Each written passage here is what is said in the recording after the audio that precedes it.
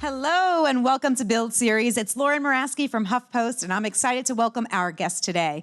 Singer-songwriter Natasha Bedingfield rose to fame in the mid-aughts with the song Unwritten, which went on to become an international hit.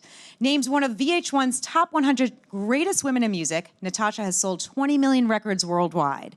Now she's gearing up for Roll With Me, her first new studio album in 9 years. Please welcome Natasha Bedingfield. Natasha, thanks for joining us today. It's been a minute. Oh, I've got my mic. Yes, you have Hello. your mic. I know, it's great. It's been a minute since we've heard from you, and we're so excited to have you here today. Thank you. Thanks so much. So, okay, take us back to the beginning of this album, because I know you said you really wanted to make people move. Yes.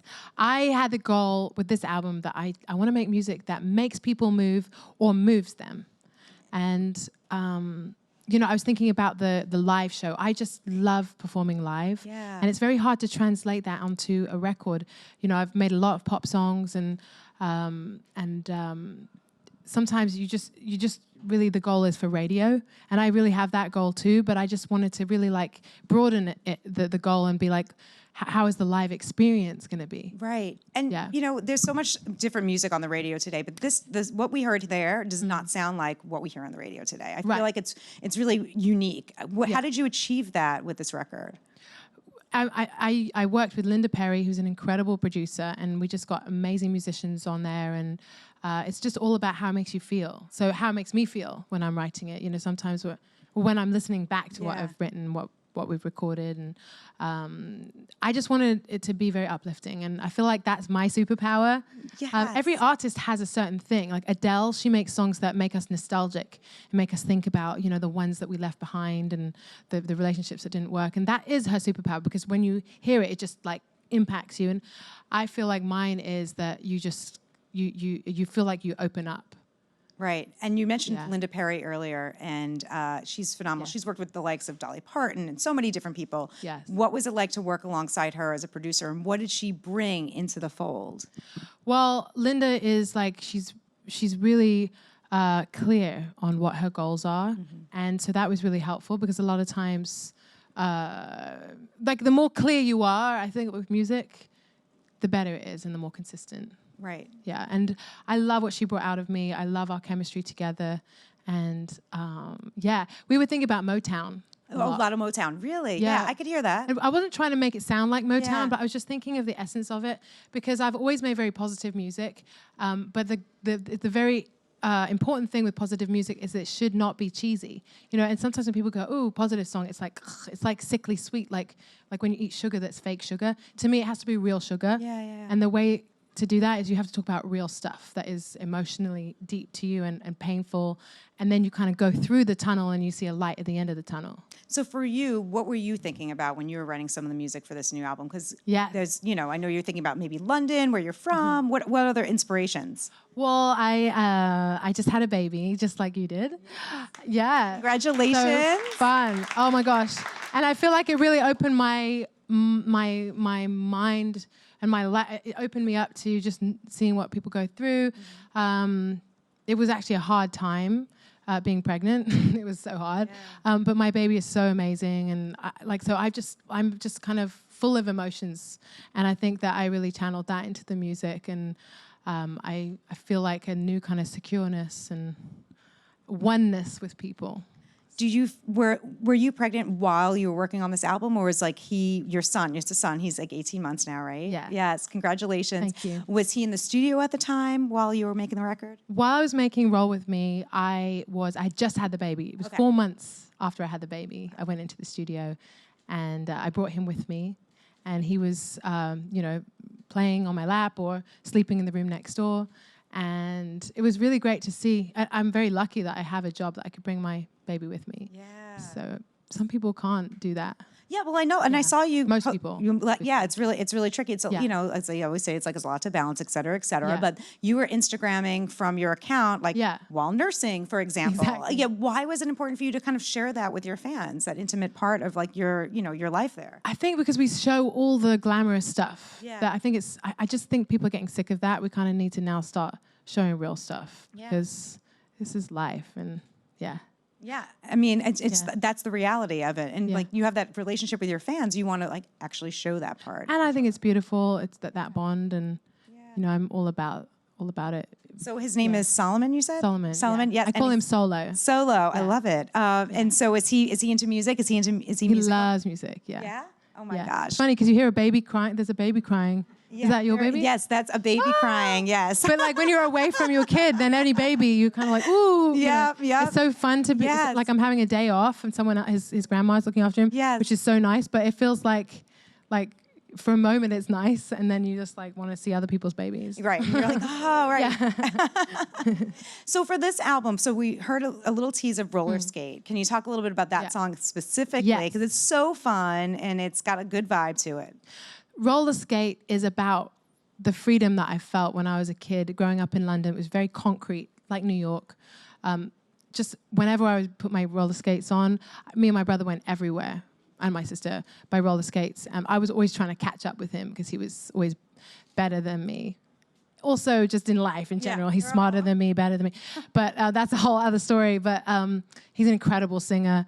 But roller skating with him, it was just this incredible feeling. And I think I'm just like, maybe it's having a kid. I just feel like I feel like a kid again. Yeah. I feel like doing this stuff that kids do.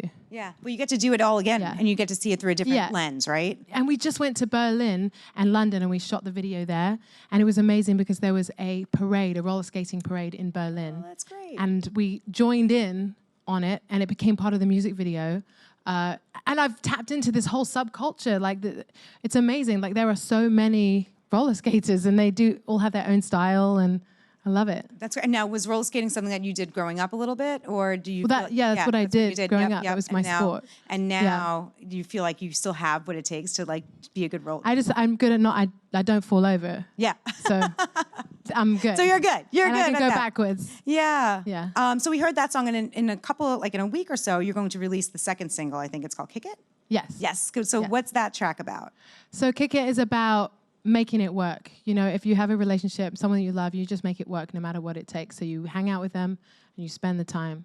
You kick it with them. I like it. Yeah. And you've been kicking it with your husband now for like how many, 10 years now? It might be 11. Okay. Yeah. Wow. Congratulations on that. That's a long time. And especially being on the road and everything, it takes a lot to probably pull it together. It does. And anyone who's been married that long or in a relationship that long knows that it's not just all honeymoon. It's not just happily ever after. It's the beginning of really like learning about yourself and learning about how to compromise. And I mean, it's absolutely amazing. And but it does take work. Yeah, sure. Like anything, you know. I absolutely. Anything worth having. Yeah, right? Yeah. And are you guys living in LA right now, or London? Yeah, we live in LA. Okay. Yeah. Okay. How are you liking LA versus living back in London? I love it. I've always just traveled a lot. I always see the world as my home. You know, my family's from New Zealand. My mum and dad live in England. So you're all over the place, really. So I don't know if the fans here know, but we just heard a new version of the song "Unwritten," and which is really exciting, and it's part of the new version of The Hills. So you remade that, and what was your approach when you remade the song for the new version of The Hills? So I heard that The Hills was relaunching, and we just came with them with this idea of like, why don't we redo "Unwritten?" Because it would be fun. You know, it's just for fun, really. But it's like it's also just to celebrate that The Hills really did mean a lot to people, and my song is really attached to it. And I just thought it was actually really fun for me to get in the studio and do a remake of it. Yeah. Is it the type of song where, can you take me back to what you were thinking about when you wrote the song and what it meant to you then, and maybe what it means to you now as time has gone on? Initially, I wrote "Unwritten" for my younger brother. He was 14 years old, and I was thinking, like, what is in the mind of a 14-year-old? And there's a lot of pressure to try and, like, become who you want to be. Everyone's asking you. And but now I feel like the song's even more about me as it has evolved. And also just I heard so many stories of meaning different things to different people. That must feel good when people come up to you and say, this meant X, Y, Z. I love it. Is there one story that kind of stands out to you that you're like, oh, I remember when this fan or this person said something to me about it? I just love when people tell me about big changes in their life and the song really encouraged them. you know, a lot of people play it at their graduations, and I love that. P. Diddy, actually, his daughters just recently sang it at their graduation, and he posted about it, and I'm like, this is so cool. That's awesome. Yeah. How many years later too that the song still has that much traction. And I love that it's become about the song more than it's gone beyond me. It's not really my song anymore. I feel like it belongs to other people. Yeah. Now, when it comes back to the Hills, did you have an affiliation with the Hills? Like, did you ever connect with the cast members then, or even now that's, you know, how many years later? I've hung out with the cast members, and they're all lovely. And we actually hung out recently because we did some kind of TRL elevator punk. Okay. On you know, punked on some people. Where we were just singing that song in the elevator randomly to random people. And that was really fun. I actually, I love it. And I love that that my song is attached to a show that is all about trying to find out who you are. Yeah. And I mean, the thing about Unwritten also, it's like, you know, you talk about like, your future's unwritten, et cetera. I mean, how much, now that you're married, you have a kid, you have another album coming out, how much of your future do you feel like is unwritten? How much do you think is ahead of you? Just the same as anybody, you know, really it is what I choose to make of it. And, you know, life throws a lot at you, and you just have to, just stay, don't lose your fire. You know, that's the main thing. Don't lose your hope, don't lose your fire, because no one can steal that from you. Yeah. We talked a little bit earlier about the positivity and like the empowerment that you kind of like to try to channel in your music. Can you elaborate on that a little bit, and like what you want to say, even with this album, what you've wanted to say throughout your career, really? I feel like music is powerful. It's this language that it doesn't matter what country you're from, you can feel it in your body. And so I just am really conscious what kind of lyrics I write, what I put into the songs, and what I want people to feel. And I love it. I feel like a magician. You know, when I sing, I feel like I can change the energy in the room, and I'm feeling energy from the audience, and it's the only magic that we have. Do you remember the time in your life when you're like, okay, I'm going to do this. I'm going to be... I was studying psychology in university, and I was trying to prove I would be the only person in my family to like get a degree. And I'm a smart blonde. You know, I was just like, I'm going to get a degree. And I was really struggling because I wanted to sing. And my dad was the one who was like, no, you're a singer, which is amazing to have the support from my dad. Yeah. You know? Yeah. I mean, that's the thing. It's like to keep you going and to keep you motivated throughout, back then especially, because you could have gone so many different paths. And I was quite shy as well. Yeah. So I love it. I love that music is this incredible thing that like found me, and I love the people that I meet. I love the fans. I love the interaction. The song "Pocketful of Sunshine" is another one of those songs that comes to mind when I think about you and like the music that you've created through the years, and the happy, not just the happy nature, but just like the vibe that you're trying to channel. Is that a song that really sticks with you today, that still resonates with you as a singer and the songwriter of it? Yeah, I mean, it's just that you have a microphone in front of you and you can choose what you want to say in it. "Pocketful of Sunshine" is just... It's about like, if you imagine if we had something in our pockets that would just cure all the problems that we have. Yeah. You know, we all need to find an escape. It's funny, I write all these positive songs, and then my husband married me, and he's like, you're such a pessimist. Like, I really am. I write so many negative songs. I actually write double the amount of negative songs, but just nobody likes those ones. So you leave them on the cutting room floor. Like, those are just those are my selfish songs. Like, they're just for myself. I probably should just release an album of sad songs as a like... Here you go. Yeah. But I just, for some reason, people just like I don't know, that's why I say superpower, you know, people just like those ones. But I think music is my way through that.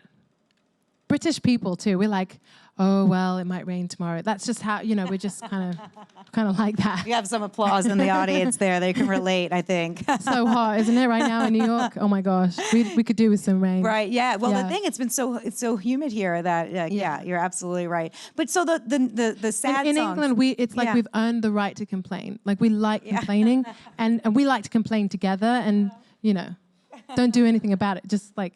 complain with me. But you have enough music that you're actually creating some of that positive energy. So for this record, for example, this album, how many songs didn't make it? Were there a lot of... I mean, so I think somebody said to me, oh, it's nice to have you back. Yep. I just don't feel like I've gone anywhere. I know I haven't released anything for a long time, and a lot of my fans have been like, where are you? You know, I just have been writing. I'm faithfully, I love songwriting, and it is easy to get lost in the studio. But I've just been in the studio writing, and I've also been doing things like singing at the White House, or I went to the UN and talked about the environment. You know, so I've been doing a lot more social justice stuff. And on this album, I've been more conscious of that too. Really, a lot of the songs have a lot of meaning, and a lot of things that I want to see change in the world. I've had a microphone in front of me for a lot of my life now, maybe half my life, and I feel like I want to really make it count and say stuff that matters. What in particular, in the social justice vein, do you feel really that you connect with, that you want to see change, or that you feel like is a real problem right now? Yeah, I mean, I really care about our world. I just love it, and I just want us to protect it and look after it better. So environment stuff is really on my heart. There is a lot of there's so many homeless people in the world. I really care about that. And there is a lot of a lot of the products we use still uses a lot of human trafficking and slavery. And it's like we celebrate, you know, however many years of slavery not existing anymore, but that's not true. Like there was so much more than there ever was. So it's just invisible. It's just in other countries, so people don't know.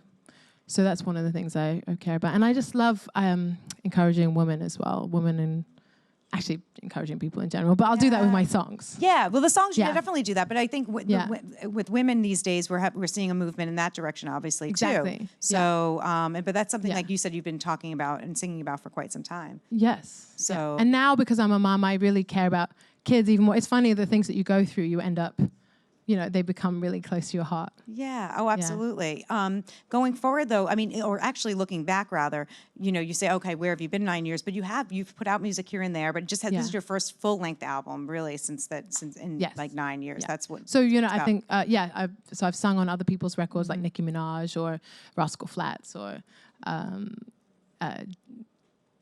a whole bunch of people. Yeah. And you've been performing live Big as Sean. well. Yeah. And is there someone that you haven't collaborated with that you would love to collaborate with? I mean, I've always said I'd love to collaborate with Eminem. I love him. I don't know if he even knows I exist. But I love him. I would love to do something with him. That would be really cool. Yeah. Eminem, if you're watching, Natasha is looking out for you. And I really wanted to work with Prince, and I've always sang a version of Purple Rain, and it just like brings me to church. Like it just brings it's this like the sky opens, and I feel like that song has like an abracadabra type thing where it somehow just like opens everyone up. Yeah. But then, so I always imagined that he was watching me while I sang it, and now he's not there anymore. But maybe he is still watching. I don't know. Oh, will you include that in your upcoming tour when you go out on the road? I think I will. Do you think you'll hit the road on an official tour sometime this year, next year? Yes, we have a tour planned in America for this year, and then the rest of the world probably. Okay, like later. Yeah. But that's one of the things that Linda Perry said about you, and why she really wanted to work with you was because that you were such a wonderful live performer. And that brings us back to what we were talking about at the start of this, that you wanted to make this album so it sound good live. Yes. And so what is your vision for how you're going to translate this to the live show? I mean, it's all about the live show to me. Roll With Me, even the tour, it's going to just be like when people come in, they experience something. And that will be all multi-sensory. And you'll just feel it. Amazing. So one of the other things I wanted to ask you about, too, is the fact that your music has been in so many different movies. Yes. And I mean, so what's it like to hear your song in like Easy A, for example, or various other movies through the years? It was really funny to have my song in Easy A, and there's this moment where Emma Stone starts singing it, and when she first starts singing it, she's like, that's the most annoying song in the world. And it's funny because one person in my family told me, like, do you know that song's really annoying, right? And I actually tried to rewrite it before I released it, just because I don't want to annoy people.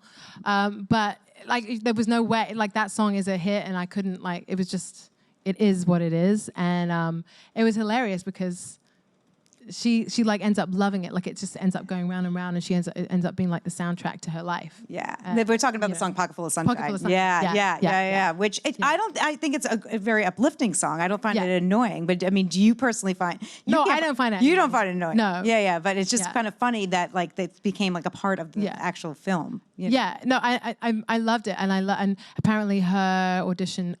She could tell me I might be wrong, but I heard from the filmmaker that she used part of that song in her audition for the movie, and it ended up going into the movie. Oh, that's a cool circle that way. Yeah. Would you ever want to do something where you write exclusively for a film down the line? I would love that. Yeah? I would love to write for a movie. Yes. Yeah. I've written so many songs that are in movies, but I would love to actually do a whole film score. That's definitely one of my secret dreams. It's not a secret anymore. Yeah, I know. Now it's all out there. Okay, Yeah. that and Eminem collaboration. That's what we want. Yeah. Or a movie with Eminem. That would be the dream. Then to star in it with him. Well, on that note, our time is up, but we have some audience questions that we'd love to get to. So, good. Yeah. Perfect. So let's get to it. Hey. So I know you touched on it earlier, but when you released Unwritten in 2004, did you think that it would still be an international hit 15 years later? And if not, how does it make you feel knowing that it is? I can't even believe that it's 15 years after releasing Unwritten. Like, that's just so crazy because it just went by in a blink of an eye. I had no idea that it would do that it would become an international song and that some people would feel like it's their, their generational song. Or I love it. It's the greatest compliment in the world. I just wrote it for my brother. I just wrote it as a song for me. Thank you. Thank you. All right, we have time for another question right here. Hi, I just wanted to thank you so much from the bottom of my heart for your last album, Strip Me, because I think it's just a beautiful album. Thank you. And my question is, after so many years of being interviewed, what is the one question you wish someone would ask you and they've never asked you before? So now is your chance to answer it. That's so amazing. Oh my gosh, now I can't think of it. I'm sure there is something. I can't even think what it would be. It's a tricky question. It is a tricky question. You know. Oh, thank you. That just comes from such a kind place, doesn't it? Yeah, thank you. I've just been asked so many questions. I like to turn it around and ask people questions. Yeah. What is it about the album that album that you mentioned, the Strip Me album, that touched you? The songs. I think it's some of your strongest ballads in years. I do think the songwriting and the songs are just beautiful. They've moved me so much. Out of all your albums, that is my favorite album of yours. So thank you again for Strip Me. Thank you. It just means so much to me to hear people's stories. And I think one of the hardest parts of fame for me was that people stopped telling me their stories. Like sometimes people just thought, oh, my story is insignificant. I just want to hear what you want to say. And I always love to hear, just to know people. And so thank you. Thank you for that great question. Yeah. He stumped you. He did stump me. He did. He did. Thank you for the great questions. And thank you, Natasha, for coming by Bill today. We really loved having you. The single Roller Skate is out now. Yes. New single next week, August 2nd, and then the full album August 30th, Yeah, right? and it's actually, it's called an instant grat. Yep. So it's the new way of releasing records, right? Where you just release bits of the album before the album comes out and people get to have a little taste and a little tasters. Natasha's teasing us, I'm essentially. teasing. She's teasing No, I'm us. giving, yeah, exactly. Yeah. All right, well, thank you again. Give it up one more time, Natasha Bedingfield, everyone.